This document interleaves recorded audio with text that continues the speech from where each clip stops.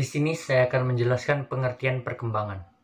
Perkembangan dapat diartikan sebagai perubahan yang progresif dan kontinu atau berkesinambungan dalam diri individu mulai dari lahir sampai akhir hayatnya.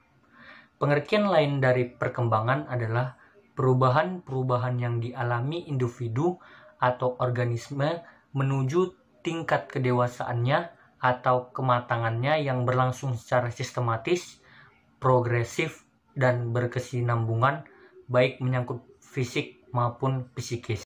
Yang pertama, perkembangan fisik.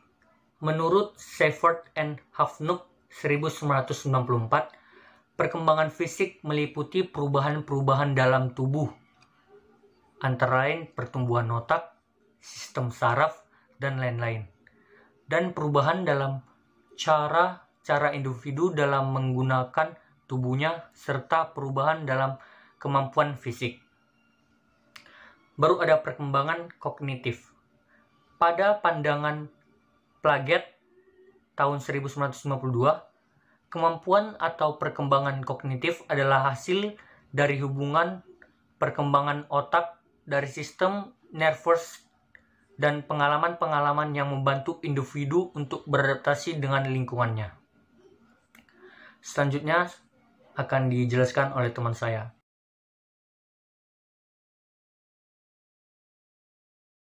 Baik, di sini saya akan membahas mengenai perkembangan fisik.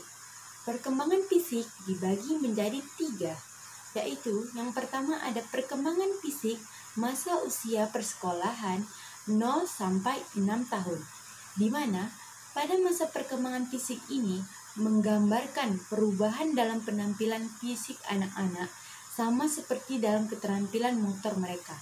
Maksudnya di sini yaitu prestasi fisik yang penting dalam masa ini adalah bertambahnya kontrol anak-anak terhadap gerak-gerak motor yang tidak karuan menjadi lebih teratur dan terarah.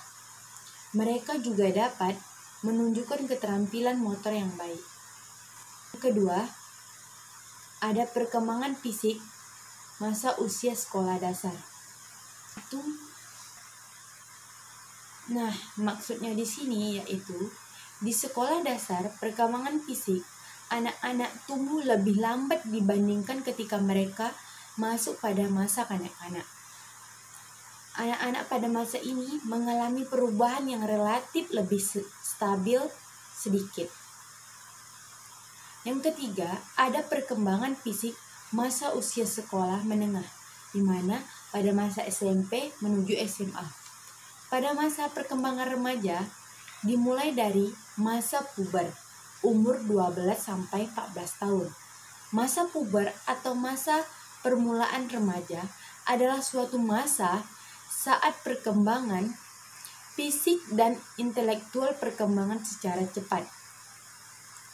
Pertengahan masa remaja adalah masa yang lebih stabil untuk menyesuaikan diri dan berintegrasi dengan perubahan permulaan remaja kira-kira umur 14 sampai 16 tahun.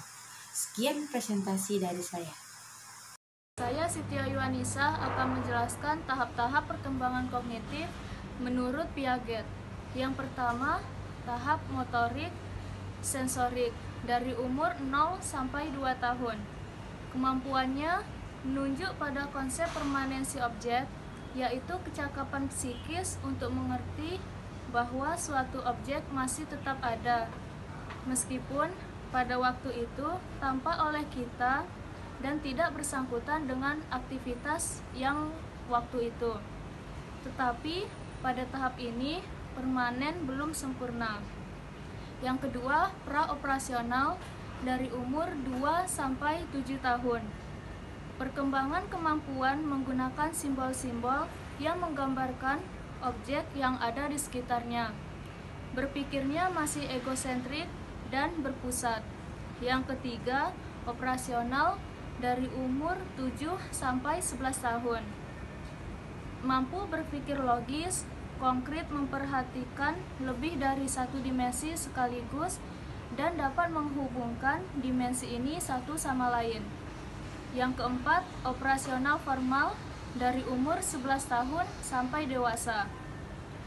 mampu berpikir abstrak, dan dapat menganalisis masalah secara ilmiah dan menyelesaikan masalah tersebut. Implikasi tahapan perkembangan fisik dan kognitif dalam pembelajaran. 1. Implikasi perkembangan fisik. Perkembangan fisik anak terus berlangsung. Implikasi-implikasi yang dimaksud berkenaan dengan penyelenggaraan pembelajaran secara umum, pemeliharaan kesehatan, nutrisi anak, pendidikan jasmani, dan pemberlakuan kebiasaan hidup sehat. Pembelajaran dapat diselenggarakan sedemikian rupa sehingga dapat membantu percepatan perkembangan anak didik. Cara pembelajaran yang diharapkan harus sesuai dengan tahapan pembelajaran, yakni memiliki karakteristik sebagai berikut. 1. Programnya disusun secara fleksibel dan memperhatikan perbedaan individual anak. Kedua, tidak monoton, tetapi disajikan secara variatif melalui banyak aktivitas. Ketiga, melibatkan penggunaan berbagai media dan sumber belajar. Halo teman-teman, saya Resti Andayani akan melanjutkan pembahasan dari Siti Ayu. Di sini saya akan menjelaskan mengenai implikasi perkembangan kognitif dalam pembelajaran. Dapat dilihat, ada beberapa hal penting yang diambil terkait teori kognitif sebagaimana dikemukakan oleh Piaget. Di antaranya ialah yang pertama, individu dapat mengembangkan pengetahuannya sendiri. Nah, pengetahuan yang dimiliki oleh setiap individu dapat dibentuk dan dikembangkan oleh individu melalui interaksi dengan lingkungannya. Sehingga dengan interaksi tersebut, individu mampu beradaptasi sehingga terjadilah perubahan dalam struktur kognitifnya, pengetahuan, wawasan, dan pemahamannya.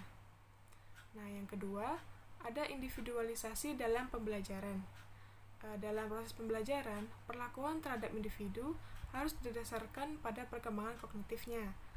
Dengan kata lain, dalam proses pembelajaran harus disesuaikan dengan tingkat perkembangan individu. Belajar akan berhasil jika disesuaikan dengan tahap perkembangan kognitifnya. Hal ini disebabkan karena setiap peserta didik memiliki karakteristik perkembangan kognitif yang berbeda-beda. Nah, terakhir, dalam teorinya, Piaget berpandangan bahwa yang pertama, pembelajaran tidak harus berpusat pada guru, tetapi berpusat pada peserta didik. Yang kedua, materi yang dipelajari harus menantang dan menarik minat belajar peserta didik. Karena jika seandainya pelajaran itu tidak menarik minat, bagaimana peserta didik akan belajar, bukan? Nah, yang ketiga, peserta didik dan pendidik harus sama-sama terlibat dalam proses pembelajaran, sehingga terjadilah interaksi antara pendidik dan peserta didik. Yang keempat, metode dan bahan pembelajaran harus menjadi perhatian utama, karena metode yang baik akan memberikan hasil berupa proses pembelajaran yang baik, sehingga kita bisa memberikan ilmu kepada peserta didik sesuai dengan yang dituju. Yang kelima, guru harus memperhatikan tahapan perkembangan kognitif peserta didik. Kembali lagi, karena peserta didik memiliki perkembangan kognitif yang berbeda-beda, sehingga guru harus memperhatikan hal tersebut. Dan yang terakhir ialah pembelajaran hendaknya dibantu dengan benda-benda konkret, agar siswa bisa lebih memahami apa yang telah mereka pelajari dengan benda-benda yang ada di sekitar mereka. Demikianlah pembahasan mengenai perkembangan fisik dan kognitif peserta didik oleh kelompok 1.